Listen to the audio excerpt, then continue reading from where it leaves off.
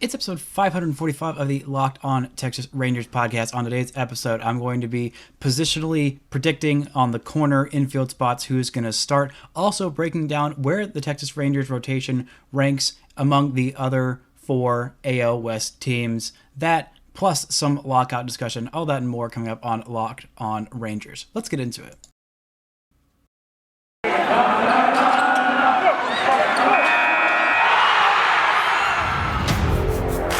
You are Locked On Rangers, your daily Texas Rangers podcast. Part of the Locked On Podcast Network, your team every day.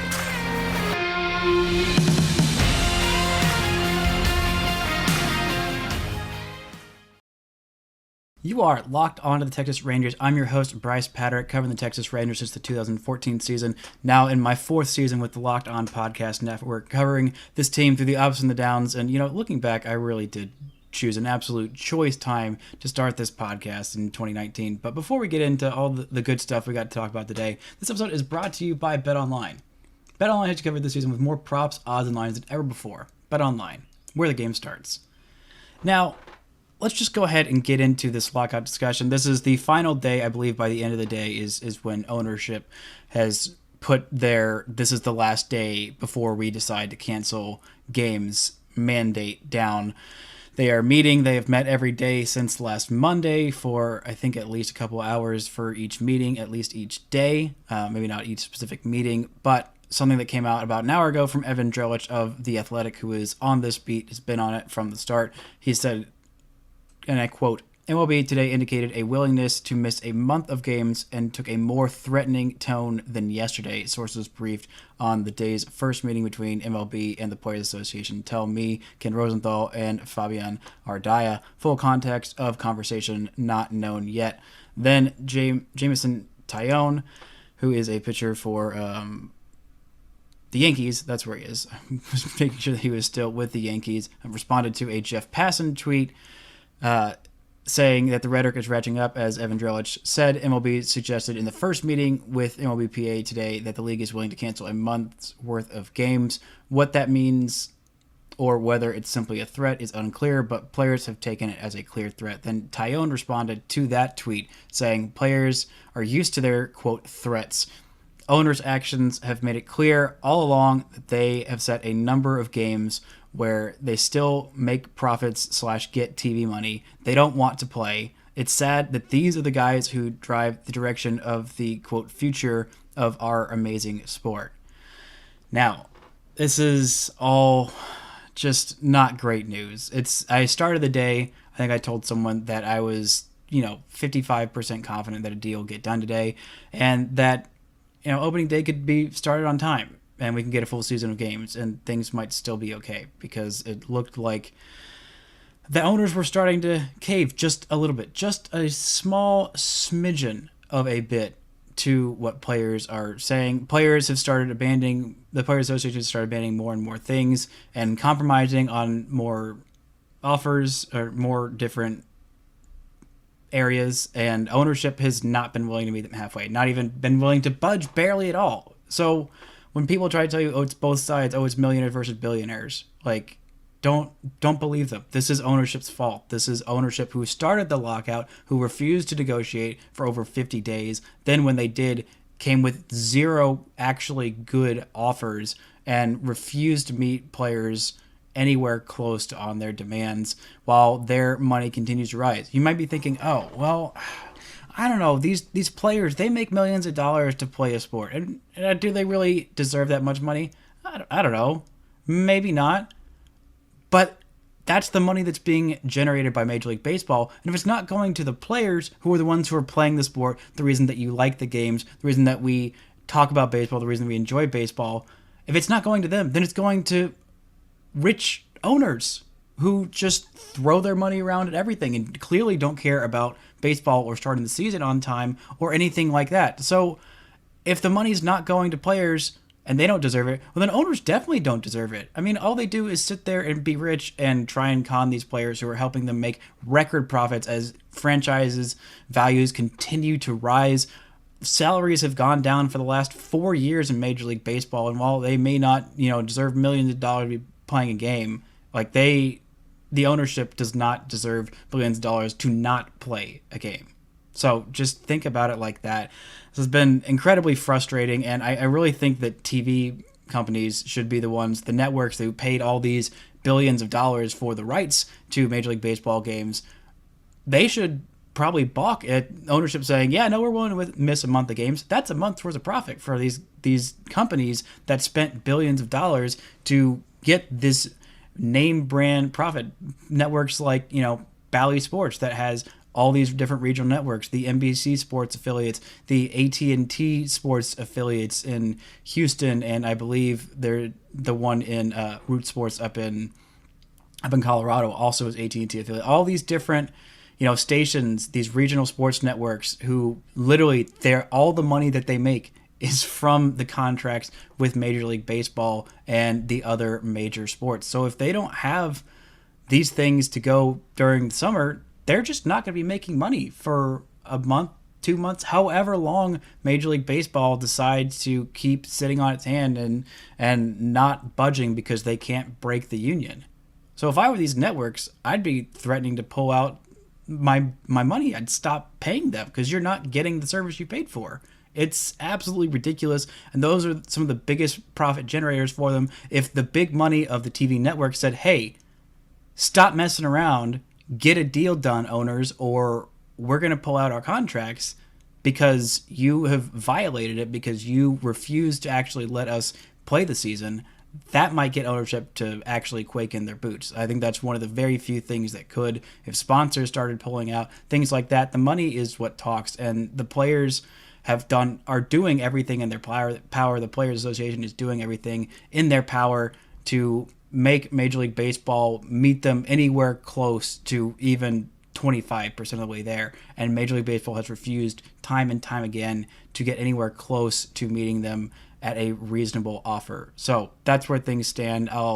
If by some miracle while I'm recording this, or by the end of the day, there has been an agreement reached, I will have an episode just celebrating and talking about how great ownership and the Players Association both are on Tuesday. But if not, then I will be back on Wednesday for probably a very sad episode bemoaning what would have been a very nice opening day that maybe I would have liked to go to. But now, tough took us. But I'm going to get into more of that. We're going to talk about where the Rangers rotation ranks among other AL West teams. But first, this episode is brought to you by BetOnline. Football might be over, but basketball is in full swing, and both NBA and college hoops action. We're getting close to March Madness, all kinds of fun there. From the latest odds, totals, player performances, and props to where the next fired coach is going to land, BetOnline.net is the number one spot for all your sports betting needs. BetOnline remains the best spot for all your sports, scores, podcasts, and news this season. It's not just basketball. BetOnline.net is your source for hockey, boxing, and UFC. Right to Olympics coverage as well. Head to the website today. Use your mobile device to learn more about the trends and the action. Bet Online, where the game starts. Now, I said I'm going to rank these rotations. It feels silly and kind of disingenuous today to talk about things that aren't the labor negotiations, but there's so little information coming out that I just want to have a few minutes where we can pretend like Major League Baseball is going to start on time and everything's going to be okay and wonderful and hunky-dory. So, of course, I'm going to start that by talking about ranking these rotations. I'm going to go 1 through 5. And we're going to start with number 1, the Astros. Yeah, I'm sorry there's Astros talk. I didn't mean it. I mean, I do mean it a little, because this is the best rotation in the AL West and one of the better ones in Major League Baseball. It truly hurts my feelings very deeply to say this, because I don't feel good about it. Now, they're losing Zach Greinke, but the rest, they had basically six players who started at least 20 games for them this season, and all 6 of them were, at the very least, at worst, they were fine, solid, average pitchers, which sucks. It's totally not fair they get to have that lineup and a really dominant bullpen and 6 deep in the starting rotation.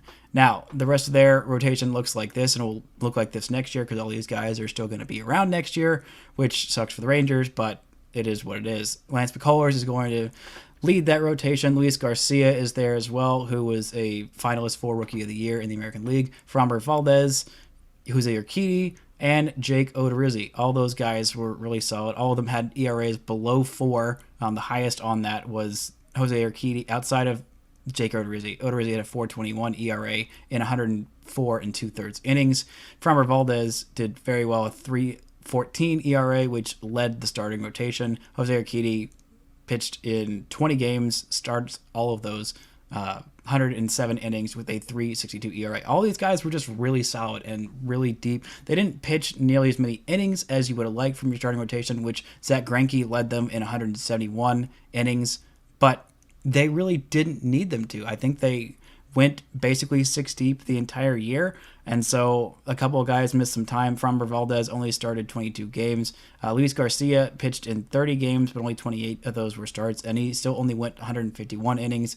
And Lance McCullers pitched in 28 games, but only threw 162 and a third innings. So not going very deep into games, but when they had that deep of a bullpen, they didn't really need to stretch them, and most of these guys were pretty healthy come the end of the season, so maybe it worked out for them. But yeah, I think they definitely have the best rotation in the American League West. Number 2, as for now, until they start fire sailing everyone, I think I gotta say that it's the Oakland A's.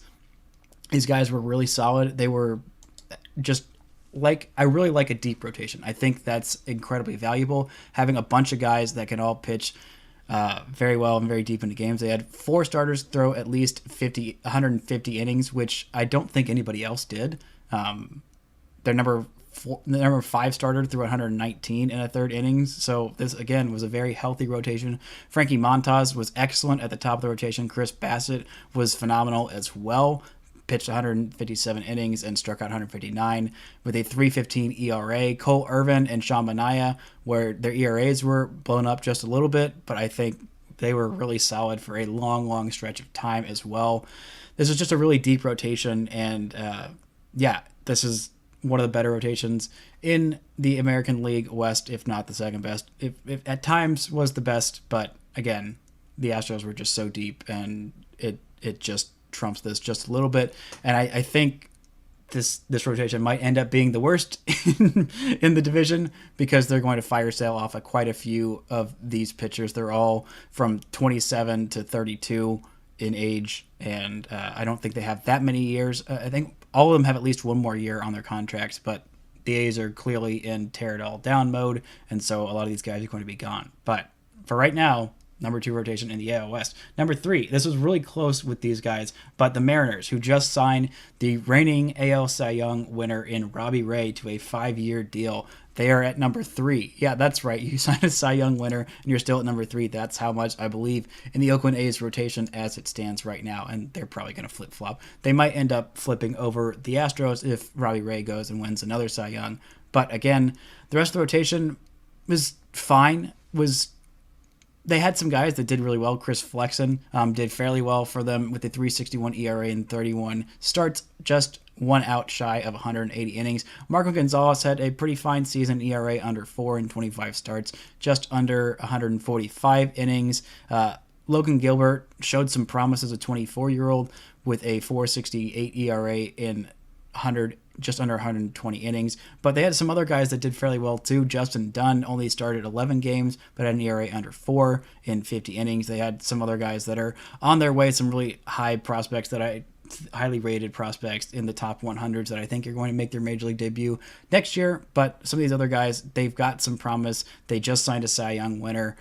They had Chris Flexen and Marco Gonzalez, who I trust to be very solid in the rotation next year. And I think Logan Gilbert is also going to make a step forward. Plus those young guys that they have coming up. I think this rotation might end up being the best in the AL West, but I'm not quite sure if they're there right now. I'll need to see what happens whenever the season starts. Whatever, it's fine.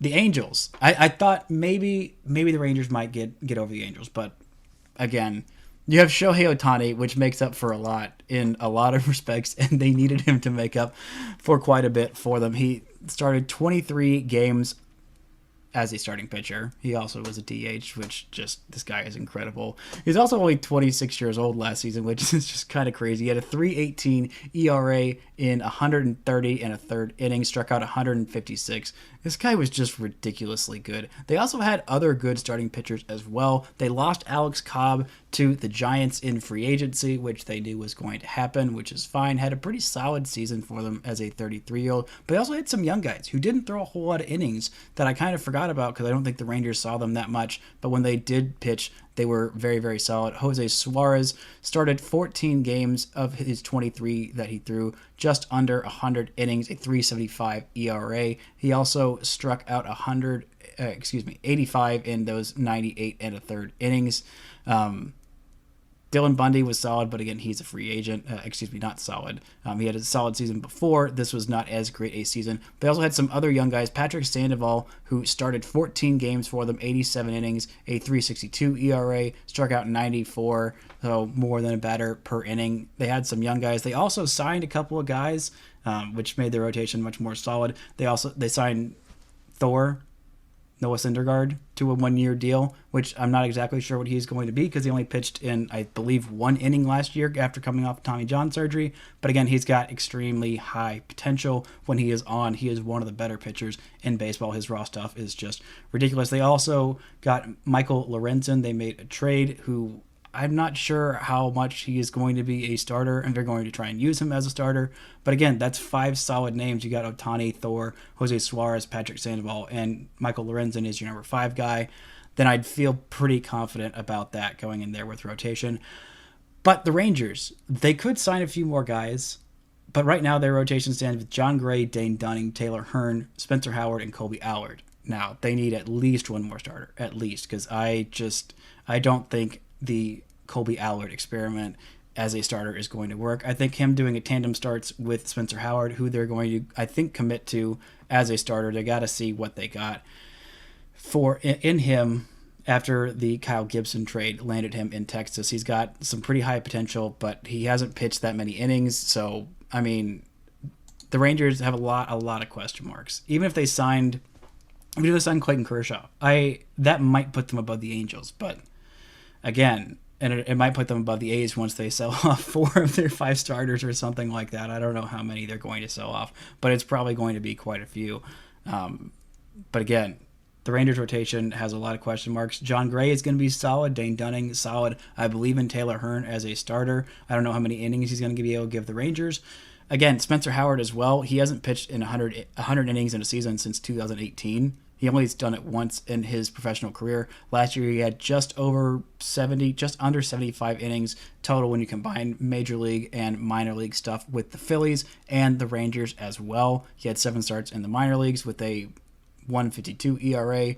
But again, he didn't even pitch 24 innings in his 7 starts as a minor leaguer this year. So the Rangers really have to get him stretched out. If they can get him to 100 innings this year, that would be excellent. That would be straight up excellent. I don't know if he can do that. I'd like to see him get some starts where he gets to at least 5 innings. Otherwise, you really can't count on him as a starter, and you traded a guy who was an all-star and also a pretty promising pitching prospect, which, again, I don't know why the Rangers had to include a pitching prospect in that Kyle Gibson deal. It's going to bother me for quite a while. But you really need this guy to work as a starter. He's got very, very high potential, but again, the Rangers need to make sure that they can commit to him as a starter. So I think the Rangers rank dead last in the American League West in starting rotation at this moment. If they sign a couple of really solid starters, they could jump the Angels. Maybe they could jump the A's once they have their fire sale. Actually, the A's will just probably fall below them. It won't be as much about the Rangers jumping them. But anyway, that's where I think the Rangers rotation looks. Now we're going to coming up, we're going to look at the Rangers' first base and third base position battles. Who is going to start there? What are some expectations? And what might the bench look like? But first, this episode is brought to you by Built Bar. This is the time of year that I've pretty much given up all my New Year's resolutions. We're at the last day of February, so it's time to throw those things out the window. But, the one thing that I'm not throwing away is my Built Bars. Yes, they are delicious. They are nutritious. They are not for those who are superstitious because, I don't know. Maybe they are. They're for everybody. They're absolutely delicious.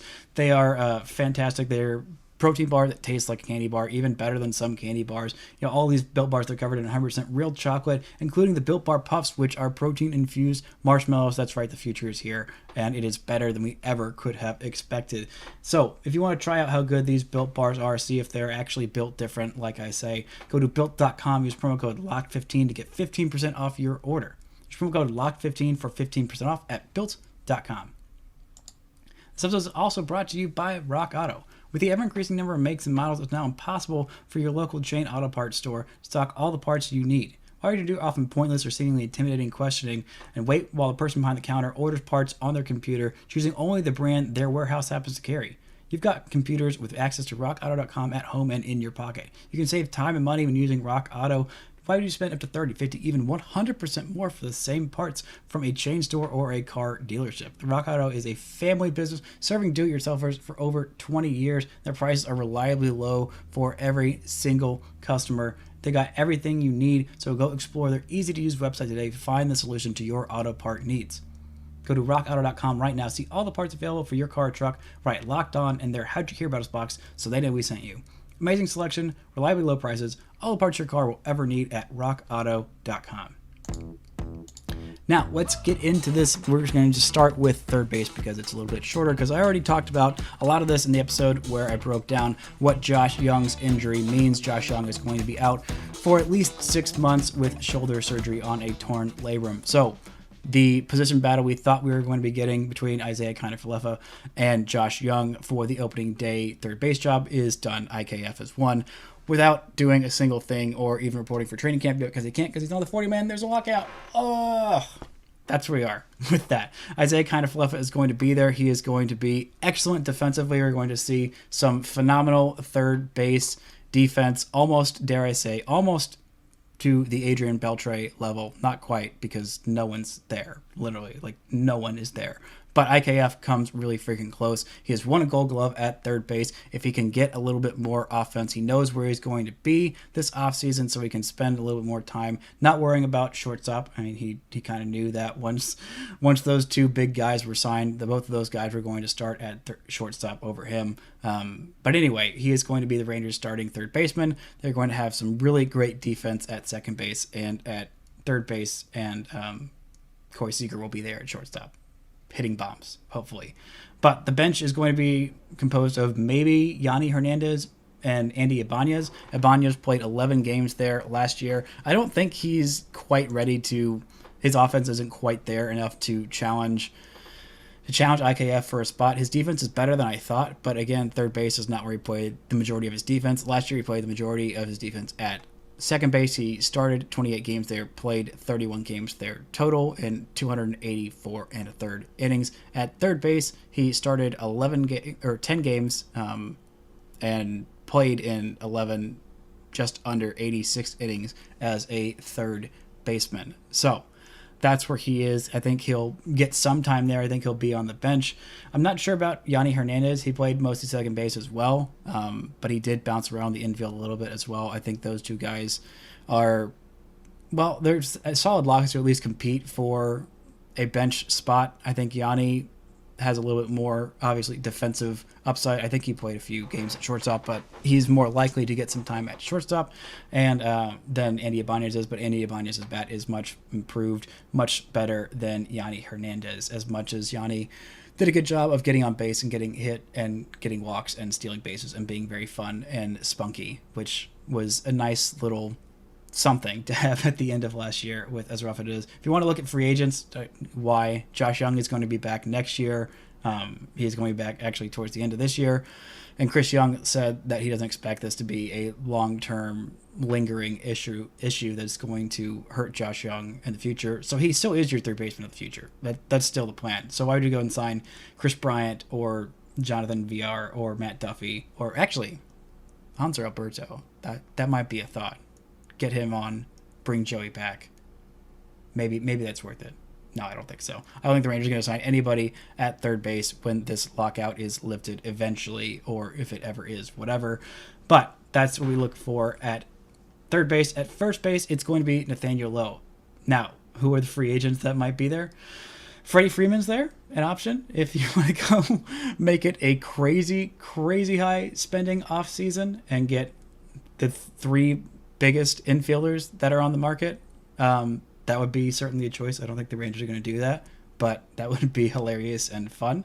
But there's also Anthony Rizzo and Brad Miller, or the Rangers could trade for Matt Olson, which I think is an option, and I think they will inquire about that, but I think the cost might end up being too much. So Nathaniel Lowe is going to be starting. Backup is going to be Joe McCarthy. Yeah, not the guy who, did the whole communist scare thing, but a different Joe McCarthy who played for San Francisco last year. He was drafted by the Rays in the 5th round in 2015 out of UVA in, Charlottesville, Virginia. Did fairly well there. He's played mostly left field and a little bit of right field and also some first base, mainly a big hitting guy. Did make his major league debut last year, played in 4 games, 10 plate appearances, did not get on base at all, and I believe struck out, 5 of his 10 plate appearances, so not a whole lot of time for him there. That was in 2020. In 2021 with Sacramento in AAA with the Giants, he played in 74 games there, had 15 home runs, a slash line of 306, 384, and 542. That's a 926 OPS for those of you who don't like doing math at home. As a 27-year-old. He's going to be 28 this year, so a guy who hits a whole lot, and maybe he figured something out last year. I don't know. The Rangers are betting that, maybe he's good enough for them. He can play the corner outfield, he can hit a little bit, he's left-handed, and he provides a little bit of insurance to kind of make Nathaniel Lowe maybe sweat a little bit. Probably not, but maybe. Now, let's look at what Lowe did last year. He was one of the best offensive Rangers, which, again, not saying a whole lot because the Rangers weren't super great last year. But he started off the season, he is the tale of 5 months. Or, 6, whatever, some amount of months. It was bookended by really great months in the first, in April/March, and also in September/October. He was phenomenal in both those months. In 27 games in the first month-ish of the season, he had a slash line of 277, 360, 485. That's an 845 OPS. That's about where I wanted him to be for the season. Then he finished the season in September and October, 29 games, had a slash line of 277, 387, 455. That's an 842 OPS there. 6 home runs in the first month-ish of the season and 4 home runs in the final month-ish of the season, and only 2 home runs a month in between that time. Not a whole lot of great stuff going on there. Had some troubles hitting fastballs. I think he is going to be the one that Donnie Ecker and Tim Hires, the Rangers' new offensive coaches, are going to be able to help the most. This guy has potential there. He can hit breaking stuff very well. He's got a good eye. He just needs to be a little bit more aggressive, hit some more bombs. He's got some raw power in there and a pretty good approach, but if you can't hit fastballs, things are going to get tough. But he might have figured stuff out towards the end of the season, or maybe the Rangers were just playing some worse teams or teams that cared less because they were out of it. I don't know. Those last month of the season numbers with an uptick there's always a little bit of skepticism that should be had, saying, is that improvement genuine, or is it just kind of random? Which, I don't know. We'll see this year whenever Major League Baseball decides to have its season. I'm not as high on trading him for Matt Olson and giving up a bunch of prospects as I was maybe a month ago, just because looking at the depth of this Rangers rotation, I don't want to give up Cole Winn, and I think that's probably what it would cost. One of those top 3 prospects, I don't think the Rangers would be able to get Matt Olson without giving up one of their top 3 in Winn, Young, or Leiter. And I don't think, as good as Matt Olson is, I don't think the Rangers are in a place where that makes sense for them to do, because they're going to need some guys, some strong middle of the rotation guys. Because look at the Astros. I rank them as the best rotation in the AL West, and they don't really have any guy who I think is going to contend for a Cy Young. Maybe McCullers has got that potential, but the rest of these guys are just pretty solid to fine. And when you've got a really good offense and a really good bullpen, and you've got a reliable to fine starting pitching staff, you can go really, really deep in the postseason. So I think that's what the Rangers need, and I don't think they should necessarily be giving up, because I want to see what Nathaniel Lowe can do with these new hitting coaches, and if they can teach him how to hit a fastball. And if they can, then it might not be that big of an upgrade from Matt Olson. I mean, defensively, obviously, it'd be a huge, huge upgrade. If they could figure out a way to also make him good defensively at the first baseman. That would be nice as well. But that's where I think the Rangers land on their corner infield. I'll probably talk about the middle infield next week, and projections on those would be a lot more fun than these corner infield spots. And hopefully I'll be back with an episode tomorrow talking about how the lockout has ended and children are singing in the streets and dancing, but I'm not super optimistic about that. So until next time, don't forget to enjoy baseball.